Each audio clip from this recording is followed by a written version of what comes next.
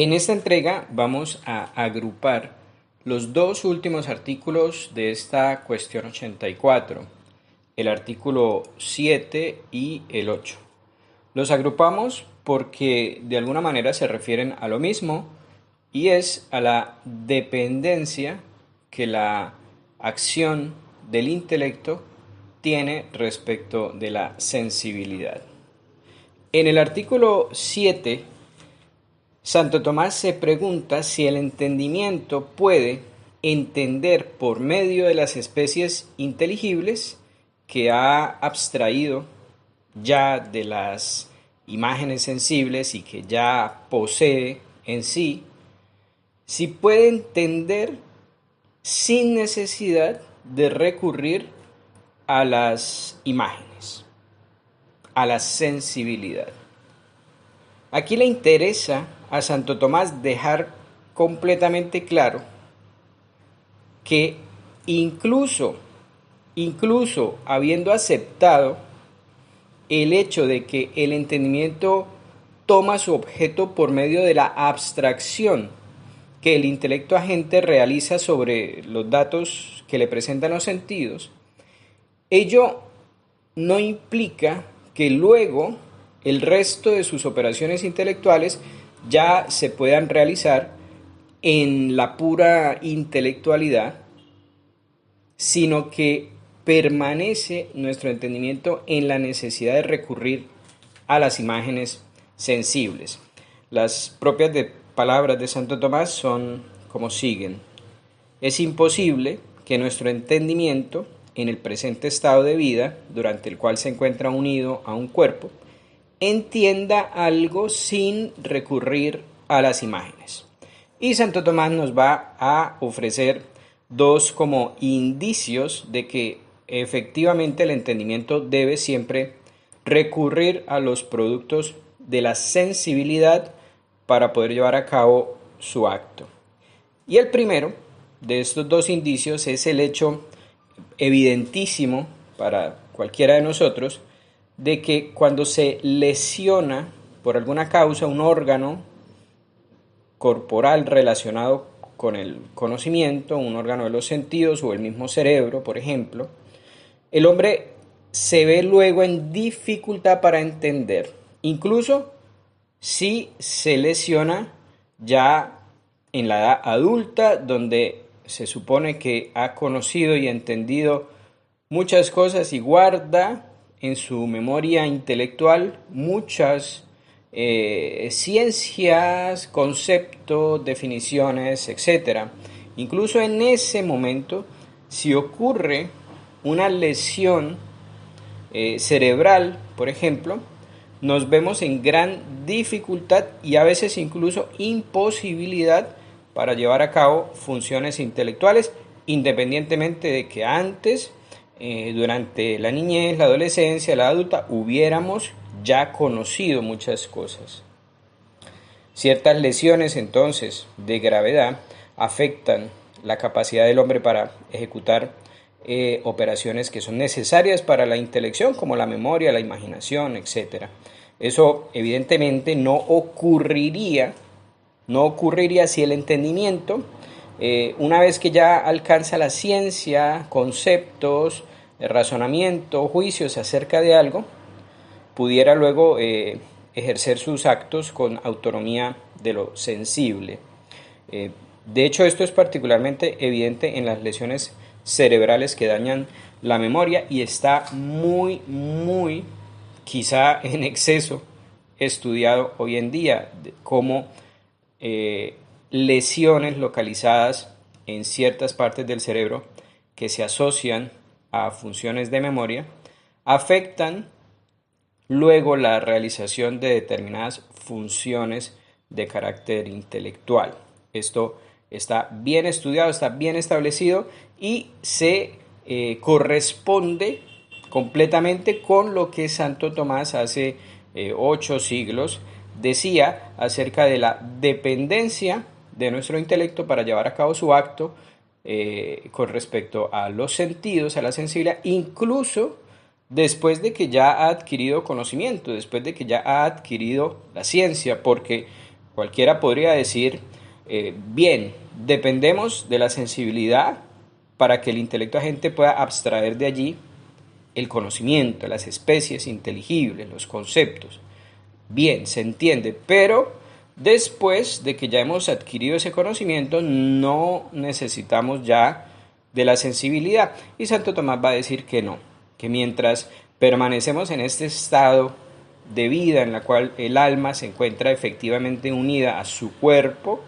siempre permanece el entendimiento en esa necesidad de recurrir a la cooperación del sentido y por lo tanto de los órganos de los sentidos y por lo tanto del cerebro. El segundo indicio que nos va a dar Santo Tomás de esta dependencia podemos experimentarlo también en nosotros mismos, porque de hecho cuando queremos pensar o razonar sobre algo, sobre lo que sea, siempre nos vemos en la necesidad de formar en nuestra conciencia ciertas imágenes que nos sirvan como de apoyo, imágenes ya sean visuales, sonoras o incluso el simple movimiento de los labios. Hagan ustedes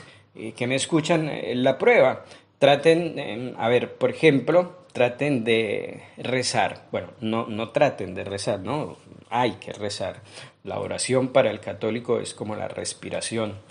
para el cuerpo. Pero traten de hacerlo y se darán cuenta que incluso si su oración es la que se llama oración mental, sin emitir sonidos, se darán cuenta que si analizan cómo ocurre en su interior, en su conciencia, esa oración que están realizando, fíjense cómo forman, incluso sin darse cuenta, incluso casi sin quererlo, forman en su interior la palabra que están diciendo o imaginan que la están diciendo o imaginan que la están oyendo o como que la ven dibujada en un pizarrón. Pero fíjense cómo la oración, por más mental que sea, intenten por ejemplo rezar el Padre Nuestro, digamos en teoría mentalmente, sin abrir la boca. Y se darán cuenta cómo es inevitable formar algún tipo de imagen. Con la palabra imagen no nos estamos refiriendo aquí obviamente solo a imágenes del sentido de la vista, como fotos, sino a imagen hace referencia a los objetos de todos los sentidos, al tacto, al gusto, al olfato, al oído. Y cuando oramos mentalmente, siempre nos apoyamos en algún tipo de objeto vinculado con la sensibilidad. En mi caso, por ejemplo, les puedo decir que cuando estoy orando, a veces no logro hacerlo, sino acompaño esa oración mental con un leve, casi imperceptible movimiento de los labios. Siempre está el intelecto, incluso en sus operaciones más altas, en esa necesidad de recurrir a la sensibilidad. Esas constataciones de nuestra experiencia cotidiana nos ayudan a entender que efectivamente hay una relación entre los actos de la sensibilidad y los actos del entendimiento. Aunque el intelecto ejecute su acto sin intervención del sentido, requiere tanto como condición previa como luego para volver sobre sus propios actos, requiere la concurrencia de la sensibilidad. Bien, explicados estos dos indicios, enseguida Santo Tomás va a dar una razón más profunda de que esto es así, de que exista esta dependencia, y se va a apoyar en el objeto de cada facultad. Recordarán ustedes que me escuchan que cuando se habló en general de las potencias dijimos que cada potencia se especifica por su acto y los actos por sus objetos, por lo cual en últimas a cada potencia la especificaba su objeto propio, es decir, aquello sobre lo cual recae su acción, aquello que pone como en acción a la potencia. De la vista el color, por ejemplo, del oído el sonido, del entendimiento la acuidad o la esencia de las cosas. Bien, realiza Santo Tomás una comparación con los ángeles, porque en el caso de los ángeles, como son criaturas separadas, es decir, criaturas que en su naturaleza no se unen a materia corporal, porque no son cuerpos, el objeto propio del conocimiento de los ángeles es lo inteligible, y a través de lo inteligible conoce lo material. Pero con nosotros ocurre al revés. Como somos criaturas cuya naturaleza incluye necesariamente la corporeidad, el objeto adecuado entonces de nuestro entendimiento es la naturaleza inteligible, pero en cuanto existe o informa lo material. Por eso se dice que el objeto de nuestro entendimiento es la quidditas rei materialis, la esencia o la cuidad de la cosa material. Y mediante el conocimiento de lo material y por abstracción puede ir alcanzando cierto conocimiento también de lo espiritual, exactamente al revés que los ángeles. De manera que el objeto propio del entendimiento humano es, entonces, repetimos aquí, la cuididad de las cosas materiales. Por lo cual para aprehender, recuerden ahí la H, su objeto propio, el hombre debe ir a lo individual, concreto, de allí se alimenta su inteligencia, porque allí está situado el objeto propio de su inteligencia, por lo menos en cuanto al punto de partida, como ya hemos explicado. Resulta entonces necesario recurrir a la sensibilidad, a los frutos de la actividad de los sentidos, porque lo particular sensible es aprehendido por los sentidos, externos e internos. Ahora, ¿qué pasaría si la teoría platónica del conocimiento fuera la correcta? Pues nuestro entendimiento alcanzaría su objeto por participación de las sustancias separadas, por iluminación a partir de las sustancias separadas o por participación en esas ideas que existen en un mundo extra o supraterreno. Y pues evidentemente la unión con el cuerpo sería pues vana y no necesitaríamos recurrir a las imágenes de los sentidos, porque el cuerpo, como decimos en Colombia, el cuerpo entonces para el conocimiento, pues ni fu ni fa. Y finalmente en el artículo 8 se va a preguntar Santo Tomás si el entorpecimiento de los sentidos impide el juicio del entendimiento. Claro, nos ha venido diciendo cómo el intelecto toma por abstracción su objeto a partir de los datos que le presenta, la sensibilidad, y nos acaba de decir que incluso después de que ha realizado su acto, para volver sobre su acto mismo y ejecutar el resto de operaciones intelectuales, permanece el intelecto en esa necesidad de recurrir a la sensibilidad. Pues entonces ahora se pregunta, ¿y qué pasa cuando los sentidos funcionan mal? ¿Qué pasa cuando están entorpecidos? Aquí la palabra que traducimos al castellano o que está traducida por los autores al castellano como entorpecimiento viene a significar un embotamiento, un mal funcionamiento de los sentidos independientemente de su causa. Puede ser una causa orgánica, una enfermedad, pero también puede presentarse este entorpecimiento de los sentidos a causa de una vida llena de vicios, por ejemplo, y no me refiero solamente al alcohol, al abuso de las drogas, de lo que se llama hoy sustancias psicoactivas, que al interactuar químicamente con el cerebro, que es como el centro de la vida sensitiva, de la cogitativa, de los sentidos internos, de la memoria, etcétera, pues alteran su funcionamiento y por lo tanto entorpecen la realización también de manera indirecta de las funciones intelectuales, pues acabamos de ver cómo esas funciones intelectuales, aunque se realizan con independencia intrínseca de los sentidos, porque el intelecto es una potencia inmaterial, sin embargo, en el estado, en el presente estado de vida en el cual el alma se encuentra como forma del cuerpo, requiere en todo momento de la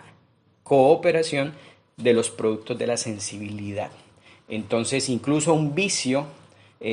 tanto un vicio como el alcohol y la droga, como también un vicio moral, ojo a esto, muy interesante, incluso un vicio moral como la lujuria, la ira, por ejemplo, que alteran también porque son pasiones y todas las pasiones tienen un componente corporal, tienen una redundancia corporal, las pasiones, alteran el funcionamiento físico, químico del organismo y por ahí derecho impiden, retrasan, entorpecen, ralentizan o de plano anulan la función intelectual, cosa que todos hemos experimentado alguna vez. Por ejemplo, un movimiento de ira espontáneo nos lleva a reaccionar ante una situación sin pensar. Luego decimos, no pensamos, no estábamos en nuestros cabales, reaccioné sin pensar. Todas esas expresiones, digamos, populares apuntan a una verdad y es que la pasión, el momento pasional nos ciega de tal manera que la función intelectual encargada del análisis de las situaciones, del análisis de las circunstancias y de la toma de decisiones, sobre todo en el creyente, toma de decisión teniendo como criterio la fe, la caridad, las virtudes, esa toma de decisión se ve anulada, se ve impedida, entorpecida por ese embotamiento del sentido que, repetimos, puede ser fruto, producto, efecto, tanto de una causa física como el abuso de sustancias, como también de un abuso moral de la misma libertad humana. Entonces, ¿cuál va a ser la respuesta de Santo Tomás ante este interrogante? Si el entorpecimiento de los sentidos impide el juicio, pues Santo Tomás va a decir que sí, evidentemente. Y si ustedes que me escuchan han seguido con atención todo lo que se ha dicho en esta cuestión 84, pues ustedes incluso pueden fácilmente dar la respuesta. La expresión que usa Santo Tomás es ligamentum sensus, perdón. Es el ligamento de los sentidos, el estar los sentidos atados e impedidos de realizar como conviene su propio acto. Ese ligamentum sensus puede, evidentemente, entonces impedir el correcto funcionamiento del entendimiento. Y la razón es clara, y ya la hemos dicho, si el objeto propio de nuestro entendimiento es la cuidita, la cuidad de lo material, y por tanto debe recurrir a la actividad de los sentidos para alcanzar su objeto, pues naturalmente se va a ver impedida su acción si el sentido, el cerebro, los sentidos internos se encuentran impedidos de realizar sus acciones. Con esa expresión entonces del ligamentum sensus se refiere Santo Tomás a situaciones orgánicas o incluso, repetimos, a situaciones de orden moral que pueden afectar el funcionamiento normal de los sentidos o de los órganos de los sentidos. De ahí, entonces, para concluir, de ahí la importancia del cultivo de una sensibilidad sana. No debemos, al resaltar la importancia del intelecto, de la voluntad, de las facultades superiores, ello no nos debe llevar a caer en una especie de intelectualismo como si fuéramos ángeles, ignorando que la materialidad y lo corpóreo pertenece a nuestra naturaleza y debemos entonces recurrir o tener presente el cultivo de una sana sensibilidad, hábitos correctos de vida, de alimentación, de sueño, de descanso, formas correctas de arte, pintura, música, deporte, todo eso rectamente dirigido al bienestar de las facultades superiores y finalmente, en últimas, en el caso del creyente iluminado todo por la fe, evidentemente, ayuda a tener en primer lugar una salud física ordenada, pero a través de esa salud física ordenada, a través de ese orden de la parte física sensible, pues posibilita o facilita un funcionamiento óptimo de las capacidades superiores del hombre. De esta manera termina Santo Tomás esta importantísima cuestión 84, donde nos ha explicado el medio a través del cual el intelecto conoce las cosas corpóreas. En la cuestión 85 va a entrar Santo Tomás en otros 8 artículos al detalle del modo. Ya nos dijo que el medio son las especies inteligibles que abstrae de los datos de los sentidos. Eso fue lo que nos dijo en la cuestión 84. Ese es el medio. Ahora en la 85 va a desmenuzar el modo y el orden en el cual esto ocurre. Finalmente en la 86 va a detallar algunos aspectos que podemos conocer de lo corpóreo. En la 87 ya va a explicarnos, como dijimos, cómo el alma se conoce a sí mismo y a sus actos. En la 88, cómo el alma conoce lo que es superior a ella misma, las sustancias separadas. Y en la 89 va incluso a incursionar Santo Tomás en la explicación de cómo podría concebirse el conocimiento del alma humana cuando está separada del cuerpo.